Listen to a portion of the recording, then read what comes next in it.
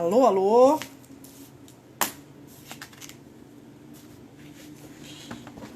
Eu já estou aqui.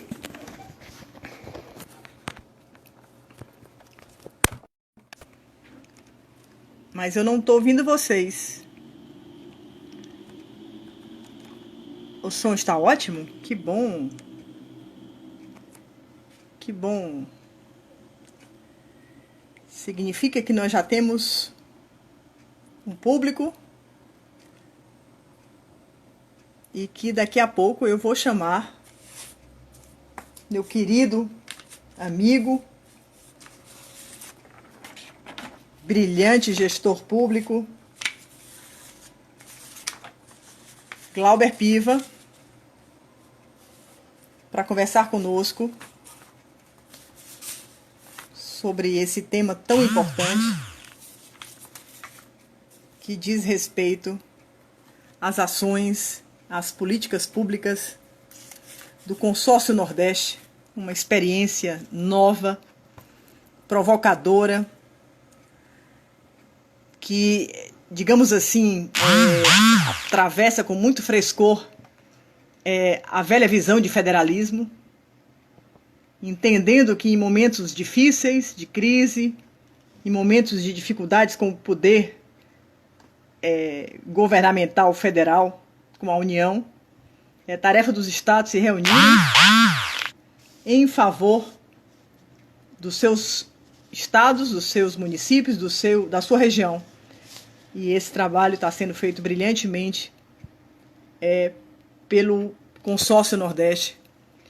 E isso nos dá uma grande esperança de imaginar que essa primeira experiência, que nesse momento diz respeito ao enfrentamento da pandemia que nos assola em todos os continentes, planetas, em todo o planeta, em todos os países, esse medo de morte, de perdas. E nesse momento o consórcio se reúne, cria um comitê científico, põe à frente um dos mais importantes cientistas do mundo, que é o grande Miguel Nicoleles, e assume esse compromisso de pensar a região Nordeste no sentido de proteger essa região, de integrar essa região num projeto único, num projeto comum. Esse é um exercício federativo importantíssimo, importantíssimo, e muito original. Há uma novidade enorme no federalismo brasileiro, que a gente aproveita para mostrar aqui na segunda live do Observatório. Acho que uma das nossas tarefas no Observatório é exatamente essa, trazer o novo e trazer a nova governança.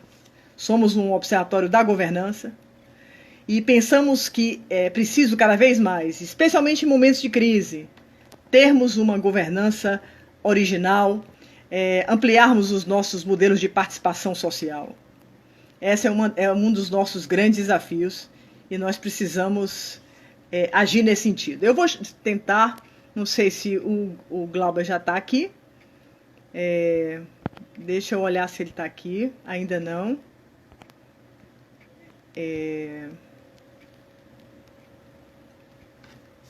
Estou à espera do Glauber, agora sim, agora sim. Falo.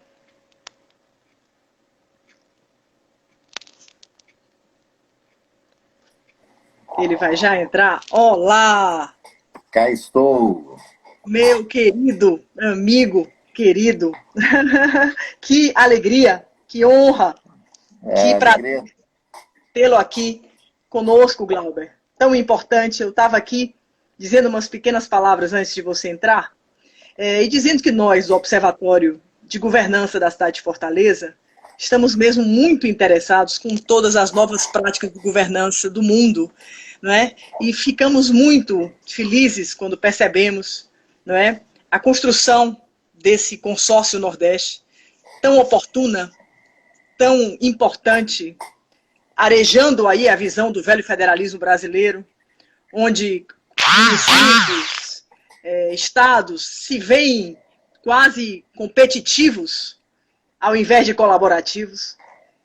Nós que passamos a vida inteira sempre pensando nesse desenvolvimento regional, penso aqui na nossa grande dama do desenvolvimento regional, que é ainda bem conosco, perto de nós, que é Tânia Bacelar, que há tanto Sim, tempo sim. pensa nessa visão regional brasileira, que pode ganhar tanto quando ela se reúne em favor das mesmas causas.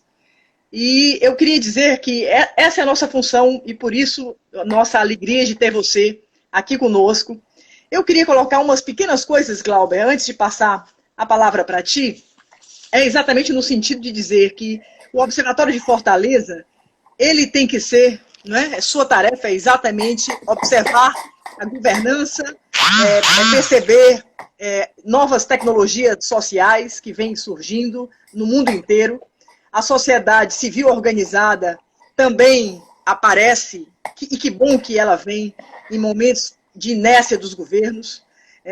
São tantos aspectos que nos fazem fervilhar, não é? Pensar, não é? Em possibilidades novas para a gente abrir aí um novo século XXI depois dessa pandemia, imaginando que nós não podemos mais recuar nas velhas visões de representação política, considerando que cabe aos partidos o monopólio dessa representação, aos governos, às organizações públicas, mas que é possível pensar muito mais, é possível ser criativo, é possível imaginar novos modelos, né, que sejam favoráveis para o Brasil, para as populações das diversas regiões.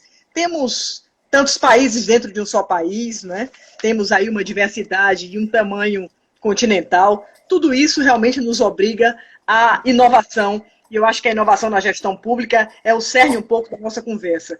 O observatório se deseja ser também, além de um espaço de produção de conhecimento sobre a cidade de Fortaleza, mas e de difusão dessas práticas de governança, o observatório também é um think tank, ele também é um espaço de debates, de encontros, de grupos, de opiniões, às vezes contraditórias e conflituosas, que bom que assim não é? E que se encontram para pensar a cidade que hoje é o nosso núcleo maior, não é? No século XXI, as cidades que se tornaram dificílimas, grandes, absurdas, ingovernáveis, a cara, não é? E a expressão das nossas iniquidades, das nossas desigualdades. Então, um observatório que pensa que a governança, que apoia, no nosso caso especificamente, o Plano Fortaleza 2040, uma tentativa de planejar a cidade e que agora se vê atravessado por uma variável inesperada, uma pandemia. Então, esse é um primeiro grande ensinamento para os planejadores. Às vezes a gente planeja, às vezes o planejamento é totalmente revertido ou pervertido pelos fatos. Fatos que talvez fossem até pressentidos. Não é? Havia algo de podre no reino aí do planeta Terra. Mas, de qualquer forma, fomos todos aí pegos de surpresa e, nesse momento, precisamos agir, precisamos reagir. Então, o Observatório, ele organiza, a partir de agora, essas lives, tentando trazer pessoas importantes, interessantes, personagens que estão, nesse momento, fazendo acontecer. E acho que a tua presença aqui só ilustra isso. O Observatório, ele tem um site, eu digo aqui para todo mundo, se vocês entrarem, caríssimos, em observatoriodefortaleza.ce.gov.br, vocês vão encontrar no nosso site uma série de informações sobre a cidade de Fortaleza. Eu queria aqui ressaltar isso, porque nós vivemos num momento em que informação é tudo. E que a gente tem, às vezes, grande dificuldade até de coletar a informação que já foi produzida, até os próprios dados secundários. E eu queria dizer que nós, no nosso site, nós temos publicações, nós temos um tesouro chamado Fortaleza em Mapas. Então, nós temos uma condição de acompanhar, nesse momento, por exemplo, o avanço da Covid-19 em cada bairro da cidade de Fortaleza. Nós temos, portanto, informações que são georreferenciadas. Nós temos indicadores para mensurar a situação de cada um desses bairros. Nós temos um vasto acervo digital sobre a cidade, vídeos, enfim, eu acho que tudo isso tem que ser, agora que estamos confinados, cada vez mais divulgado para que seja esse material, esse conteúdo seja acessado pela população. Essa é a nossa tarefa republicana, de oferecer e compartilhar informação, dado confiável, em meio a tanta fake news, tantas notícias mentirosas, equivocadas, que nos perturbam e que, às vezes, dificultam a própria atuação dos governos, né, e da própria população. Então, a ideia das lives é criar, portanto, nesse momento, uma conexão entre, digamos assim, observatórios que já existem, e é possível até, como você já me disse um dia, que do consórcio nasça aí um observatório nordestino que seja capaz de dar conta de todos esses desafios que vocês estão aí assumindo. Eu queria dizer, para os que estão nos acompanhando aqui, né, que o Consórcio Interestadual de Desenvolvimento Sustentável do Nordeste, o Consórcio Nordeste, foi criado no começo de 2019, né, é um acordo de cooperação política, econômica e social, assinado esse acordo pelos governadores dos 9 estados do Nordeste brasileiro. É interessante a gente perceber que nós temos uma região que tem um número importante de estados, né, e isso até nos distingue de outras regiões. E perceber que há um acordo entre 9 estados é um tento, né? É um elemento extremamente positivo, porque a todos os governadores que assinaram, portanto, o consórcio, há essa clara compreensão da necessidade de se aperfeiçoar a gestão pública, de se desenvolver ações de cooperação para o crescimento da região. Ainda no ano passado, na área da saúde, não é? Já se houve e já se tem as repercussões da existência do consórcio. A compra compartilhada, não é? A ação conjunta e colaborativa relativamente a uma ação concreta de economia de recursos, não é? Parcerias que permitem intercâmbios, que permitem também troca de tecnologia e de conhecimento. E, no caso da Covid, que é o que nos reúne aqui esse final de tarde, o consórcio organizou de uma forma rápida e muito competente um comitê científico direcionado especialmente para o enfrentamento da pandemia. Esse comitê científico tem à frente nomes importantíssimos da ciência mundial. É o caso do Miguel Nicoleles, não é? Aqui citado como essa referência, o nome icônico da ciência brasileira, mas hoje da ciência mundial. E esse acordo desse comitê científico que estabelece princípios que eu vou dizer aqui rapidamente: a manutenção do distanciamento social, a desinfecção de locais públicos e postos rodoviários, o uso emergencial de ventiladores de salas cirúrgicas em UTIs, a possibilidade de que os nordestinos possam baixar um aplicativo capaz de monitorar a Covid-19, portanto, disponível à população, portanto, é conhecimento para a população, a ampliação do aporte financeiro às FAPs, às fundações de amparo, de apoio à pesquisa, no momento em que a retórica da União, o discurso do presidente é contra e é de negação à importância da ciência. O consórcio vai no sentido oposto, ratificando e legitimando o papel da ciência nesse enfrentamento da pandemia, o uso da cloroquina e da hidroxicloroquina em pacientes com coronavírus, e reúne aí uma plataforma. As plataformas serão cada vez mais importantes para as governanças, não é? Dos países, uma plataforma chamada Projeto Mandacaru.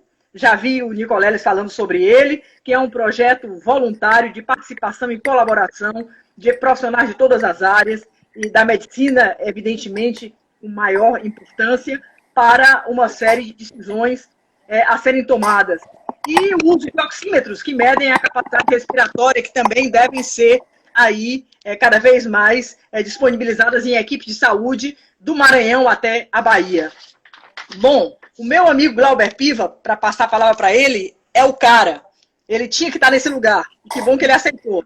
Uma pessoa que tem um conhecimento absolutamente transdisciplinar, é doutorando em urbanismo na FAO, na UF, mestre em políticas públicas pela UERJ, bacharel em ciências sociais, tem especialização em estudos políticos aplicados pela Fundação Ibero-Americana de Administração e Políticas Públicas, tem uma passagem também importantíssima pela nossa Ancine, nossa Agência Nacional de Cinema, importantíssima, mesmo maltratada em tempos de Bolsonaro.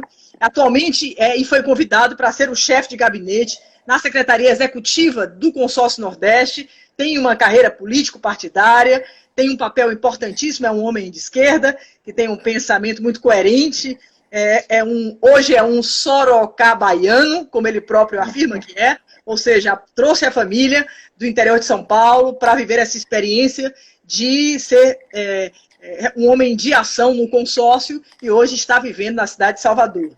Bem-vindo à nossa live, meu querido Glauber. E eu queria começar perguntando para você, e aí eu quero que você fique à vontade, né, para nos colocar o que você considera importante do consórcio, nesse sentido específico agora da questão da pandemia, que tanto nos preocupa e que em relação aos estados nordestinos, porque somos estados pobres, temos municípios muito pobres, produzimos pouca riqueza, temos condições de vida difíceis, temos concentração de populações em territórios exíguos, onde a barbárie viceja, onde a presença do tráfico é enorme, onde não há serviços públicos, onde as condições para sobreviver à Covid não são simples.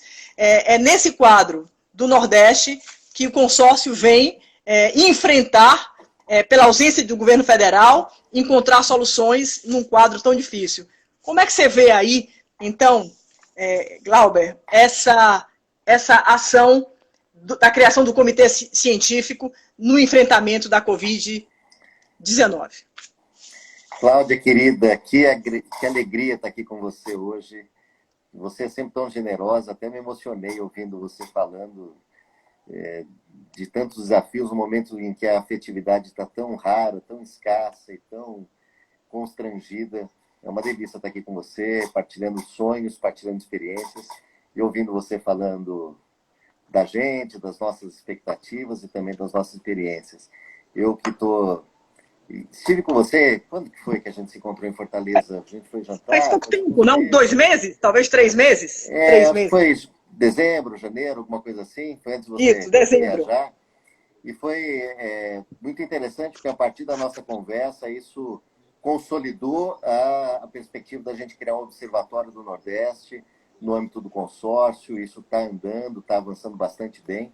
Voltaremos a essa conversa em breve, tenho toda certeza. O consórcio é uma experiência muito nova, né? Muito nova. O consórcio não tem nenhum ano.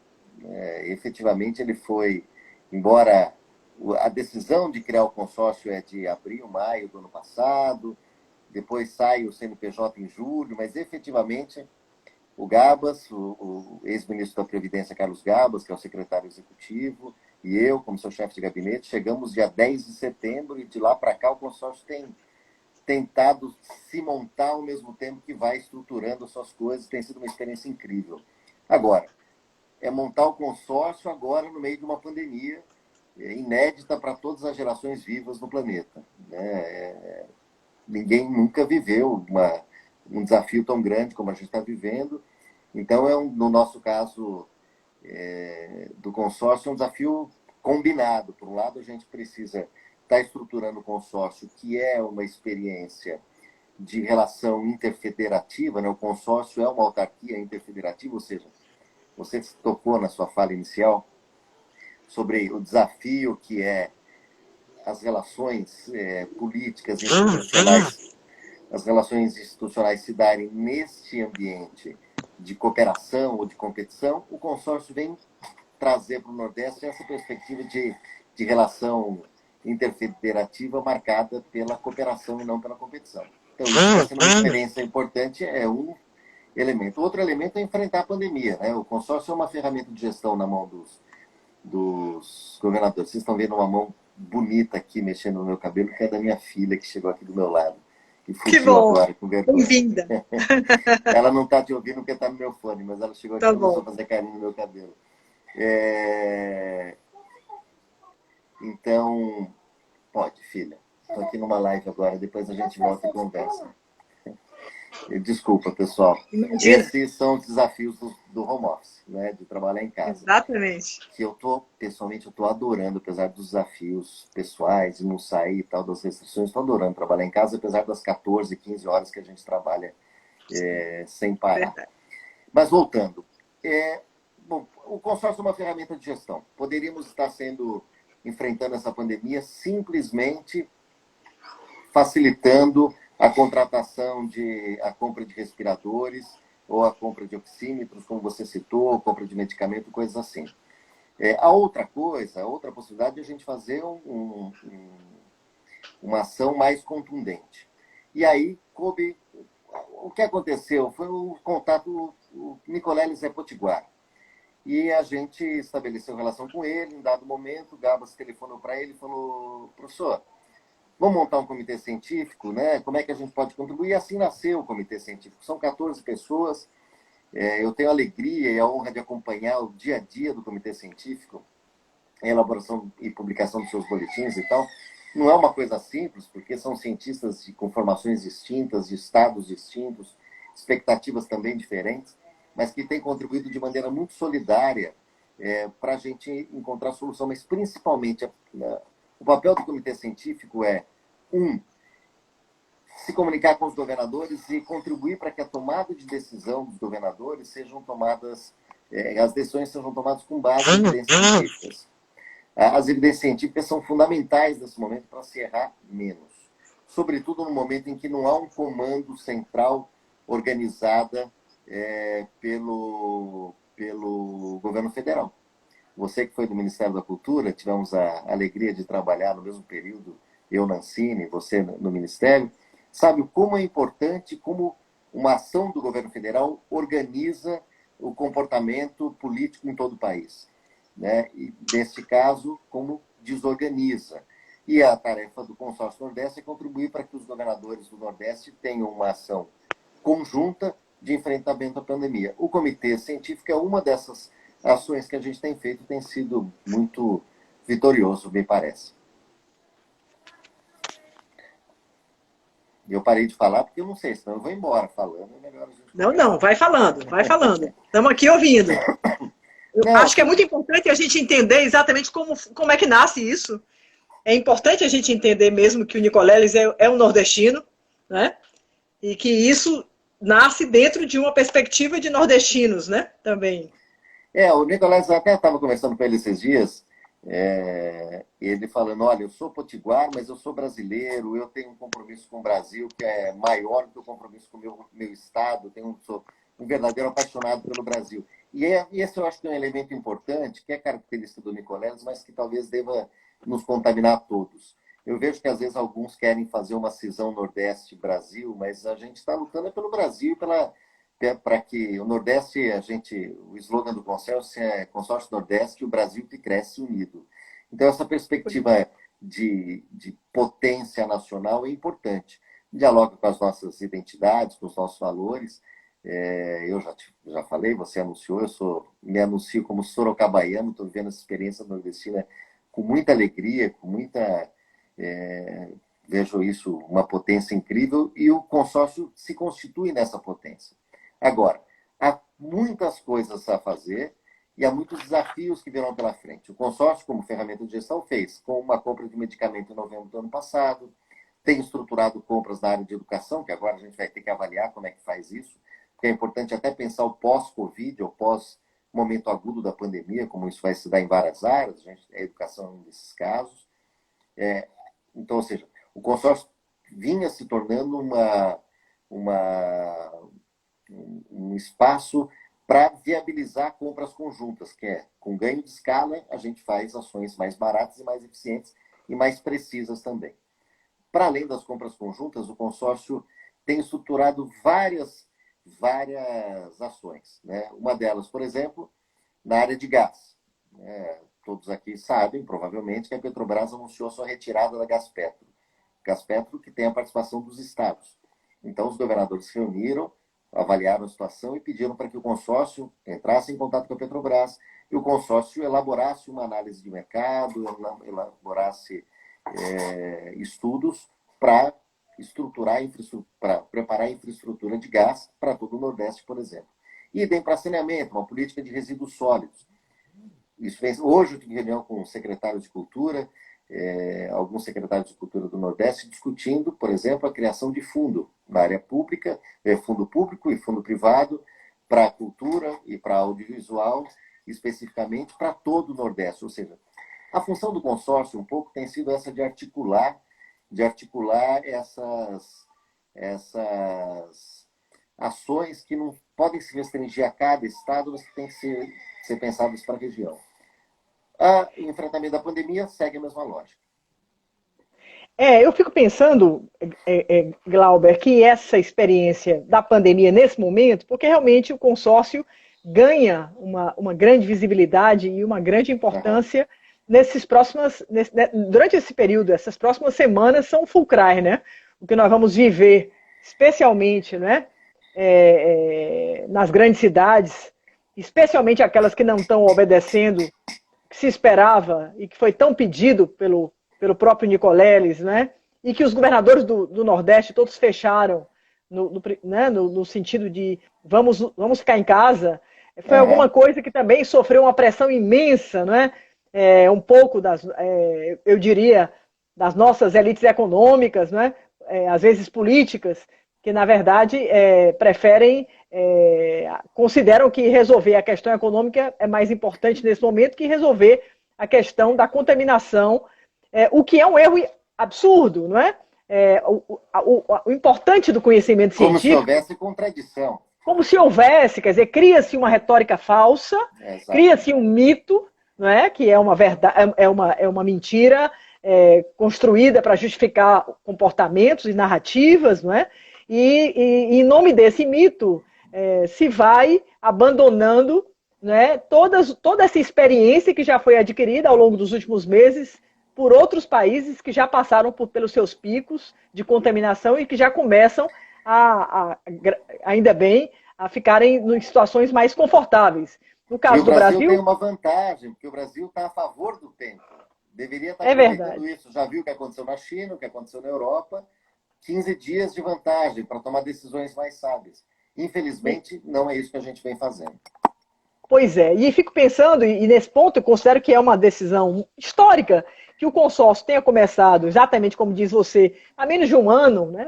É uma experiência muito nova, mas que já vem aí demonstrando, primeiro, uma visão de política, uma visão de desenvolvimento.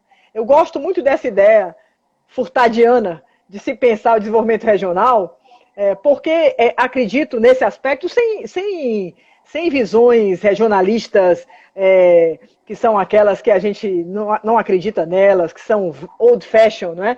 Que é aquela visão fechada, bairrista, não, nada disso.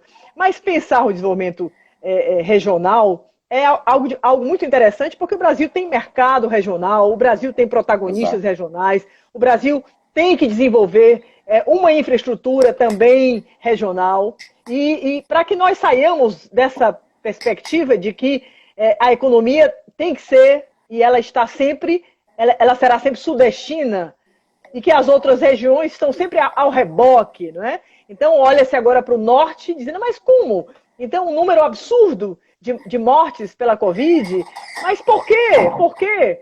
Né? E aí é como se aquele fato fosse um fato que tivesse menos importância do que a mortalidade em São Paulo, né? Porque o argumento, a retórica é sempre, São Paulo é o vagão número 1 da economia brasileira, e Então, o que é preciso é uma desconcentração também de desenvolvimento, de modelos que permitam que as regiões possam crescer com as suas originalidades, os seus custos, né? Os seus perfis e as suas diferenças, né? Eu acho que essa visão também de compreender o Brasil como muitos Brasis, né? Que se relacionam e se conectam, mas que podem encontrar, inclusive, formas diferentes de enfrentar os mesmos problemas. E acho que essa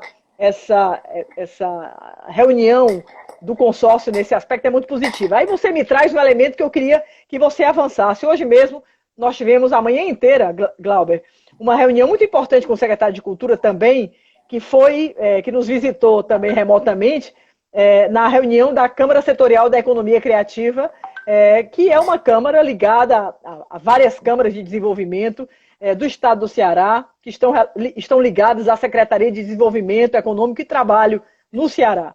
E nós temos lá, portanto, uma Câmara de Economia Criativa que reúne setores importantes para essa economia. E estávamos falando exatamente sobre como nós vamos poder, nesses tempos de de Covid e no pós-Covid, trabalhar numa política mais efetiva de apoio ao artista, ao microempreendedor, ao MEI, ao informal. Como é que nós vamos poder manter esses setores para que eles atravessem, não é, essa crise absurda e difícil pela qual todos os setores estão atravessando, mas sem dúvida alguns serão mais afetados do que outros. E eu fico imaginando que o consórcio talvez tenha uma atuação no pós-Covid muito interessante para pensar mesmo uma política regional, por exemplo, para atividades que vão ter que ser reinventadas. É o caso do turismo no Nordeste. O Nordeste é um grande destino turístico brasileiro. A questão da cultura e dos nossos ativos culturais é fundamental. Não se fala de Brasil sem se falar da Bahia, sem se falar do Maranhão. Se a gente quer falar de festas populares, dos mestres da cultura, do artesanato, o Nordeste é mesmo um território de festas, um território de turismo, um território de expressões da nossa diversidade. Como é que vai ficar tudo isso, né, diante de um quadro pandêmico, onde tudo que é aglomeração, tudo que é viagem, são setores que vão ser profundamente, já foram atacados, o desemprego é enorme, né? O desamparo das pessoas é muito grande. Eu vejo, eu queria te perguntar isso, como é que você vê o consórcio talvez atuar numa visão, Tânia Bacelar sempre diz isso, o Nordeste é naturalmente a região da economia criativa. Como é que você veria a possibilidade de uma ação, digamos assim, estruturada e cooperada entre esses 9 estados para uma economia, inclusive para uma reinvenção do turismo, né? e da economia dos setores criativos nordestinos? Cláudio, curiosamente, a última viagem que eu fiz antes da quarentena oficial foi para Recife para conversar com a Tânia Bacelar. Nós tivemos uma excelente conversa sobre a criação do Observatório do Nordeste. Conversa que eu já tinha tido com você em dezembro, ainda era muito embrionária em dezembro. A gente avançou em março, conversando com a Tânia e com o Sérgio Buarque. Foi muito interessante a conversa. Bom, estou falando da Tânia porque você fez essa referência, e isso é bastante... A Tânia é uma referência importante para pensar o desenvolvimento regional e para pensar o Nordeste. Essa é a primeira questão. Por que eu falo também do observatório? A gente avançou para criar um observatório a partir de uma parceria que a gente estabeleceu. De 2 parcerias. A primeira é com o PNUD. Então, o PNUD está disponibilizando toda a base de dados que o PNUD desenvolveu nos últimos 20 anos sobre o Nordeste, sobre o Brasil, mas especificamente sobre o Nordeste, para que essa base de dados possa ser tratada no âmbito do consórcio, do Observatório do Nordeste, que é do consórcio. Além dessa parceria com o PNUD, vem a parceria com universidades também. Universidades públicas do Nordeste, algumas já foram contactadas e têm se oferecido para ajudar a montar esse Observatório do Nordeste. Isso já era importante quando a gente pensou em fazer o observatório, primeiro é para ter um acervo de dados e também uma capacidade de interpretação sobre o que vinha acontecendo no Nordeste para municiar, principalmente os governos estaduais, mas também as prefeituras, na tomada de decisões. Agora, com a pandemia, surge uma outra necessidade, e que a gente já vem trabalhando nisso. Prepare sua agenda que eu vou perturbá-la para discutir isso que virá. Isso ainda não é uma decisão exatamente tomada, mas foi algo que foi pedido pelo governador do Piauí, Wellington Dias, e a nossa equipe aqui já vem desenhando o que, de maneira muito preliminar, eu venho chamado de Observatório Nordestino do Amanhã. Ou seja, para a gente pensar o Nordeste pós-pandemia. Né? Ótimo, muito bom. Está sendo desenhado isso, na verdade está aqui nas minhas madrugadas, eu tentando desenhar. Que maravilha! Aqui. Já fiquei animadíssima, estimuladíssima com isso. Nós vamos conversar. Tem alguns eixos que eu acho que são importantes que a gente pense. Né? Primeiro, a gente precisa pensar quais são os conceitos que organizam a atuação do Estado brasileiro. Né? Como é que o Estado brasileiro vem atuando até agora, deixando de escanteio algumas coisas que me parecem que já não podem mais ser deixadas de escanteio. De lado, como a ciência, como as questões ambientais, como os temas da cultura, do comportamento, do planejamento urbano, do modelo habitacional, do adensamento absurdo que a gente tem. Nós precisamos repensar isso aí. Então, talvez a gente tenha que substituir alguns conceitos, por exemplo, de meio ambiente, por um conceito de transição ecológica e solidária. Essa ideia de transição ecológica e solidária já vem organizando o comportamento do governo francês já há alguns anos, e os governadores do Nordeste estiveram em Paris em novembro, e lá eu tive a grata alegria de acompanhá-los, e numa das reuniões do Ministério de Transição Ecológica e Solidária foi assinado um termo de cooperação entre o Nordeste e esse Ministério. Talvez a gente precise resgatar esse termo de cooperação para entender exatamente como é que a gente pode pensar economia de baixo carbono, crescimento verde, produção energética, adaptação dos processos produtivos industriais às novas questões e demandas ambientais, e por aí vai. Né? Muito interessante. Muito interessante. Eu tenho uma pergunta aqui da Andrea Teorgia, que pergunta o seguinte: o comitê, ele nesse momento está voltado para as questões de enfrentamento à epidemia, mas ele também terá outras frentes de pesquisa, certamente. Não acredito. O comitê ele foi criado, tem um marco. Para isso, né? Ele foi criado no marco da pandemia, tem uma resolução dos governadores que disciplinam o que é o comitê. Certo. Podemos ter comitês científicos, outros comitês científicos para frente? Podemos. Certo. Esse é criado para o enfrentamento da pandemia. Isso é que é interessante, porque dá também para o consórcio essa capacidade de agir pontualmente, não é? As relações com a China, eu também tenho muita curiosidade para entender o que é que o consórcio está agindo em relação às relações com a China. As relações com a China estavam vindo bem, muito bem. Né? Agora, o Nordeste é parte de uma federação. E o governo federal não tem ajudado muito as relações com a China a se darem de maneira muito estáveis. Né? Então, eu vi esses enfrentamentos com um dos filhos do presidente, depois com o ministro da Educação e tal. E, mais recentemente, as relações com a China têm sido principalmente de ordem comercial, neste momento. Então, os ventiladores pulmonares que têm sido comprados, a primeira leva foram 2 compras grandes que nós fizemos, a primeira delas foi feita da China. Então, assim, a gente tem relações com a China, essas relações, mas elas sempre se dão no marco daquilo que rege a legislação brasileira, as relações comerciais, ok? São relações normais, que já se estabeleciam. Agora, as relações de ordem institucional, elas sempre são feitas com acompanhamento da ABC, que é a Agência Brasileira de Cooperação. Agora é interessante, não é, Glauber? Porque eu venho lendo aí umas coisas interessantes sobre essa coisa de uma paradiplomacia, não é? Ou seja, cada vez mais há uma discussão sobre o papel da diplomacia que vai também se ampliando e saindo das instituições, das pastas, digamos, da União, como é o caso do Itamaraty e do Ministério das Relações Exteriores, e começam realmente a crescer, né, tanto nessa visão de consórcios regionais, quanto pela própria sociedade civil, nas ONGs, as organizações do terceiro setor, ou seja, se há dificuldades de relacionamento internacional por dificuldades da própria gestão federal, há que se encontrar alternativas outras, não é isso? Então, Cláudia, nesse desenho do Observatório do Amanhã, repito, ainda é muito embrionário, muito preliminar, a gente ainda está construindo isso. Eu tenho pensado em 4 eixos centrais, assim. Um é esse que eu te falei, de transição ecológica e solidária. O outro é de território de identidade, que eu acho que é um conceito que o governo da Bahia trabalhou muito fortemente nos últimos anos. Fortemente, muito bem sucedido. Imagino que a gente deva pensar, traduzir esse conceito que foi implementado aqui, mas nasce na Bahia, o MST já trabalhou com isso, o Ministério do Desenvolvimento Agrário já trabalhou com esse conceito, a gente possa pensar o Nordeste a partir dessa ideia de território de identidade.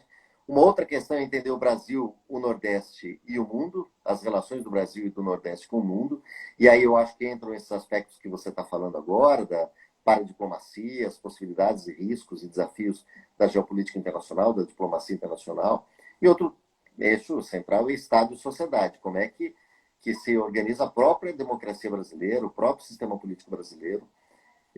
São temas que a gente não pode abrir mão. Então, nós temos que entender que que tipo de participação política, por exemplo, surge de um mundo que nos últimos 60 dias está se relacionando pela tela de um celular, né? Que impacto esses milhões de aplicativos que a gente descobriu que existem agora, de que maneira que eles vão impactar na nossa participação política, na construção das nossas opiniões e na capacidade, inclusive, coisas muito simples. Eu dizia esses dias, a minha geração teve a vida sexual impactada pela AIDS. Qual é o impacto da pandemia na vida, na geração dos meus filhos, por exemplo? Nós precisamos pensar isso, ou seja, pensar desde o plano macro, como você está citando a paradiplomacia, até no plano micro do comportamento que nós teremos que pensar, e especificamente no Nordeste, como isso se aplica, considerando as características econômicas, sociais, o tema da pobreza, as desigualdades regionais, como é que isso serve de terreno para a digestão dessa situação que a gente vive. Me parece, não sei se você concorda, Glauber, mas realmente, bom, a pandemia não é um fenômeno de um delta T definido. Nós vamos aprender a viver em momentos de ondas que poderão ir e vir, são fluxos e refluxos que nos colocam diante de um planeta doente, né?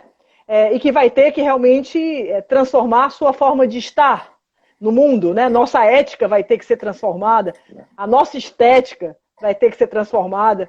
Algumas coisas acontecerão com mais rapidez, embora as tendências já parecessem claras, não é? E que a gente meio que não observava ou não queria muito perceber, e de repente a gente entra nesse mundo digital, onde essa inclusão tem que acontecer na marra, não é? E que a gente se sente, sem dúvida, ainda muito desconfortável, mas evidentemente que nós vamos passar por transições, né? E isso tudo a gente ainda não pode definir até quando.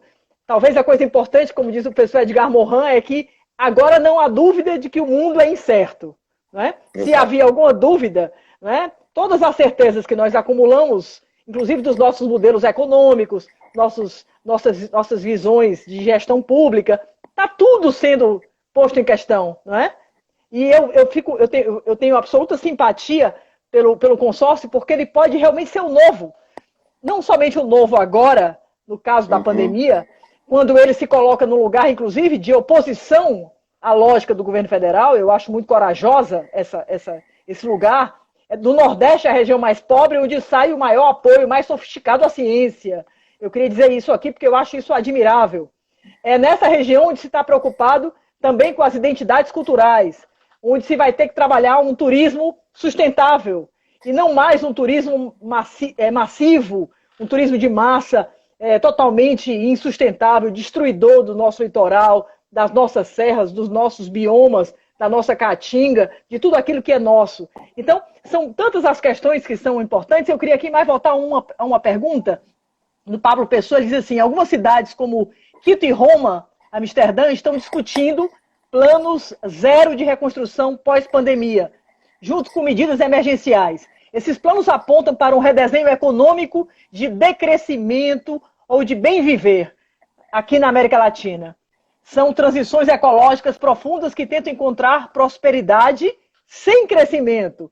O que é que você acha disso? Outra questão que é colocada pela Rosana Rodrigues, nossa gerente do Observatório. Qual o papel do Consórcio Nordeste nos desafios, por exemplo, para a segurança pública, que talvez seja a nossa grande fragilidade, em territórios de grande desigualdade, de ausência do Estado? A barbárie chega, e ela chega de uma forma dramática. A geração dos jovens chamados nem trabalham, nem estudam, nem estão mais procurando. Na verdade, o que eles estão dizendo é não, né? Como diz a professora Glória Jorge, socióloga cearense. Eles estão dizendo não ao que aí está, mas eles estão fazendo trampo, eles estão fazendo na periferia uma cena cultural, artística, eles estão resistindo. Em que medida todas essas questões, pensando aí já o que cidades como Amsterdã, que é uma cidade muito interessante, né? Berlim, cidades que vão sempre aí, estão muito abertas para o novo. Você vê aí, talvez o consórcio trazendo para as nossas cidades nordestinas uma possibilidade de pensar isso de uma forma até original, inovadora? Eu acho que é um desafio grande. Essas questões que o Pablo coloca, e o Pablo coloca um pouquinho mais abaixo, eu vi que tem um outro comentário dele preocupado com essa. Eu vou ler aqui para poder comentar Tá, na sequência. O Pablo ok. foi quem perguntou de Quito, Roma e tal, e a ideia Foi, de foi. decrescimento. Ele fala: apenas me preocupa essa aderência a uma intenção de transição ecológica pegada a uma lógica de crescimento verde. Isso sugere um descolamento de nossas estratégias em relação ao estado do sistema Terra. Vejam, eu quero colocar com um pouco mais de prudência do que eu falei antes. Uhum. Eu estava tentando organizar, dizer para a Cláudia aqui, para vocês, um pouco as possibilidades da gente criar um observatório do amanhã e como é que ele pode estar organizado. Ainda é tudo muito, muito embrionário. Acho que a gente precisa, inclusive, pautar o tema do crescimento ou não crescimento. Eu não vejo, sinceramente, independente da minha opinião pessoal, eu não vejo a gente hoje pautar o decrescimento aqui. Eu não vejo a gente ter caminhado para esse nível de maturidade do debate no âmbito dos governos estaduais, né? Considerando a pobreza, a desigualdade e o caldo de cultura política que nos trouxe até aqui. Então, é muito embrionário, Pablo. Não tome essas minhas palavras, esses eixos que eu citei, como algo dado e posto, porque nem está discutido coletivamente, muito menos, nem coletivamente no âmbito do consórcio, da equipe do consórcio, muito menos no âmbito dos governadores. Sobre o que a Rosana falou da segurança, um dos primeiros desafios que a gente tentou enfrentar já no final do ano passado foi o tema da segurança. A gente já vinha tratando disso, os governos estaduais já partilharam forças de segurança, no caso do Ceará, que foi beneficiado nesse caso com a recepção de forças de segurança da Bahia, do Piauí, se não me engano, não me lembro se outro estado. Então, isso está posto. Agora, sem dúvida, nós precisamos pensar de maneira estratégica o tema da segurança. E esse é o risco, da gente ter equipes muito pequenas. O consórcio surge como ferramenta de gestão. Essa é a função primeira do consórcio. Então, o consórcio ele tem que ser uma ferramenta da gestão dos governadores que estão aí. Portanto, são os governadores que demandam o consórcio e não é o contrário. O consórcio não é um governo dos governos. O consórcio é uma ferramenta desses governos. É Perfeito. importante dizer isso para não parecer que o consórcio é uma união federativa com 9 estados. Não é. O consórcio é uma ferramenta, nós estamos abaixo. É uma autarquia criada pelos 9 estados e que a gente tem, ao mesmo tempo que a gente está abaixo dos 9 estados, a gente está entre. A gente tem uma função de fazer com que os estados mantenham um nível de empatia entre eles, né? Empatia legislativa, por exemplo, né? Uma sintonia legislativa. Então, para alguns temas, os governadores, quando tomam iniciativa legislativa, mandam um decreto, um projeto de lei, eles circulam isso entre os demais governadores. Né? Muitas vezes, quando isso por exemplo, foi decidido agora fazer uma brigada emergencial de saúde, convidando estudantes de medicina de últimos anos e também brasileiros formados no exterior, que dentro de um programa, quem veio do exterior, dentro de um programa de revalida, participam de um processo de formação em serviço. Aí os 9 estados vão publicar decretos, vão ver como resolver isso, definir o valor das bolsas, etc. Essa é um pouco a função da gente. A segurança, agora, qualquer outro tema, por enquanto, nos últimos 30 dias, tirando qualquer outro tema que não seja enfrentamento da pandemia e, portanto, também finanças estaduais, esses outros temas estão em suspenso.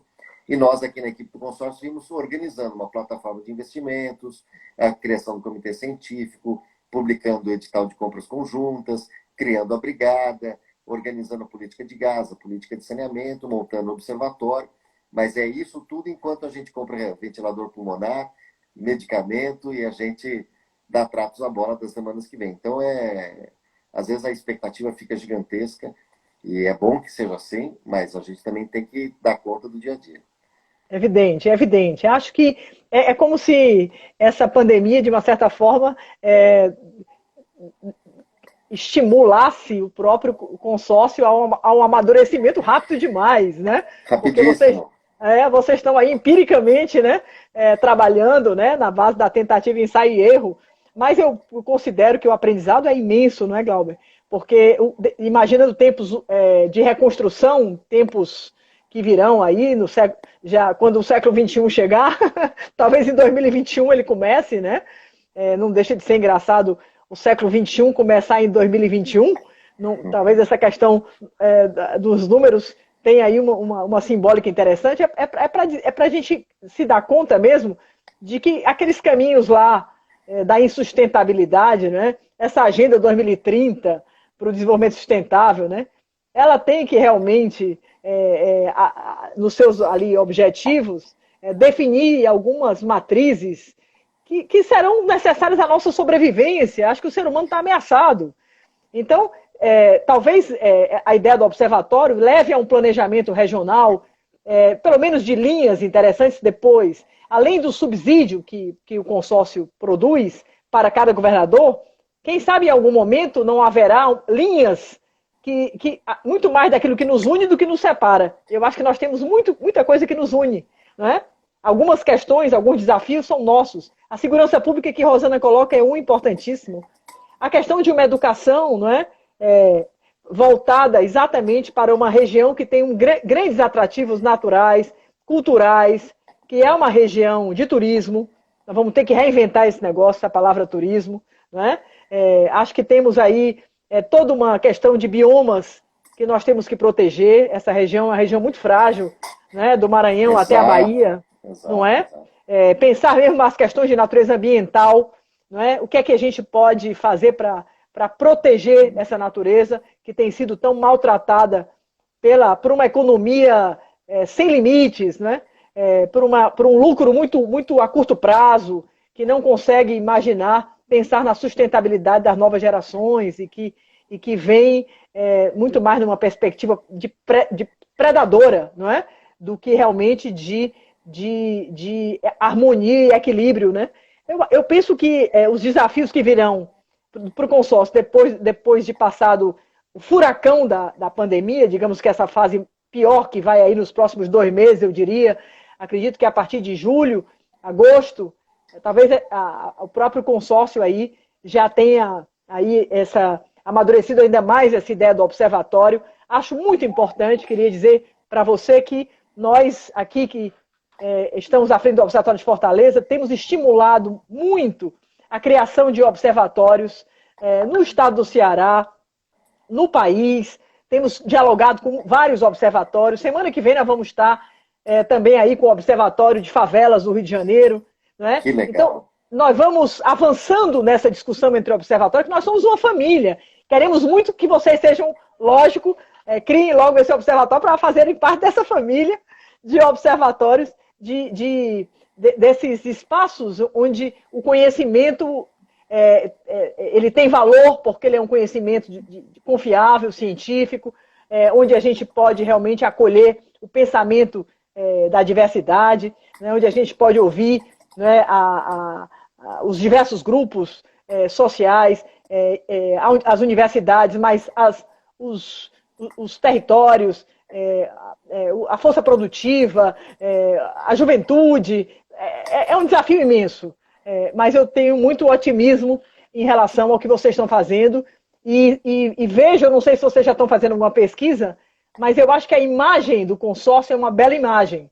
Na minha hipótese aqui, eu nunca li nada sobre isso, mas o que eu leio sobre as representações do consórcio para a população é sempre muito positivo. E isso é muito bom para vocês. Nós também não temos pesquisa sobre isso, nem a nossa preocupação central, mas a gente tem recebido um feedback muito agradável desse nosso trabalho todo, em vários lugares, não é, obviamente, no Brasil nada que bom que não é unânime, não é linear, é complexo, mas eu acho que tem sido... Bom, eu vi aqui nas perguntas, Cláudio, se você me permite comentar. Por favor, queria que você ficasse à vontade. Nós temos aí mais uns 5 minutos, 8 minutos, para você responder o que você considerar importante. A Rosana pergunta como é a governança do consórcio, porque eu acho que essa é uma dúvida grande. Como é que funciona o consórcio? O consórcio é instituído pelos 9 governadores, tem uma presidência pro tempore, hoje é ocupada pelo governador da Bahia, Rui Costa, ele deixando agora no final do ano, provavelmente, para assumir outro governador. São mandatos de 1 ano prorrogados por mais um ano. A Assembleia do Consórcio é formada pelos 9 governadores. Esses 9 governadores instituíram uma secretaria executiva. A secretaria executiva hoje é ocupada e exercida pelo Carlos Gabas, que foi ministro da Previdência, do governo Lula, do governo Dilma. Eu estou na chefia de gabinete, tive a honra de ser convidado para ser o chefe de gabinete dele.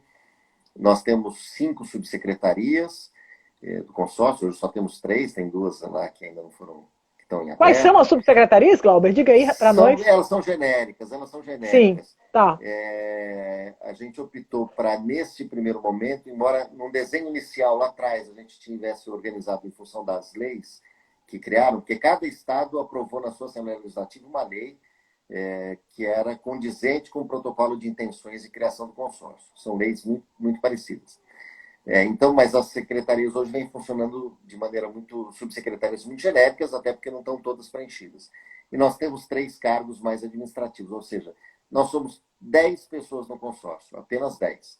O Gabas, chefia de gabinete, 5 subsecretarias e mais um diretor administrativo e financeiro e 2 gerentes. Um administrativo, outro financeiro. Somos só 10 pessoas no consórcio. Hoje nem isso. Mas esse é o teto. Então o consórcio não vai virar uma coisa grande, não vai ficar inchado, o consórcio vai funcionar. O consórcio ele é de direito público, de natureza pública, de direito público, então a gente segue toda a legislação, órgãos de controle, 8666, ou seja, é uma entidade pública que não vai ficar maior, tem poucos cargos, ele tem uma função muito executiva, então quando precisar que a gente faça um plano, assessore, a gente precisa gerar receita com isso, encontrar maneiras. A gente tem operado muito com contratos de programa junto aos estados ou empresas que para nós são públicas, dependendo de quem olha, acho que eles são privados, mas, por exemplo, empresas de gás, para debater o gás, etc, etc. Estou olhando o tempo aqui para... temos 3 minutos. 3 minutos. 3? Então, 3. Então, assim, acho que essa explicação sobre como funciona o consórcio é importante. No mais, Cláudia, eu quero agradecer a você, não quero nem entrar em outras divagações. Eu quero te agradecer muito pela oportunidade de estar aqui falando do consórcio. Mais do que falando do consórcio, eu quero te agradecer pela oportunidade de estar falando com você, que você sabe o quanto eu admiro, o quanto você é querida e importante na minha formação como gestor também. Você, já falamos sobre isso, já nos elogiamos mutuamente. Eu quero agradecer muito e falar da minha admiração pelo trabalho do Observatório de Fortaleza. Em geral, sobre a cidade, porque eu acho que muitas vezes a gente é dedicado, os prefeitos, eles são dedicados àquilo que eu chamo de melhorismo. Ou seja, faz o posto de saúde, asfalta a rua, faz alguma coisa na escola,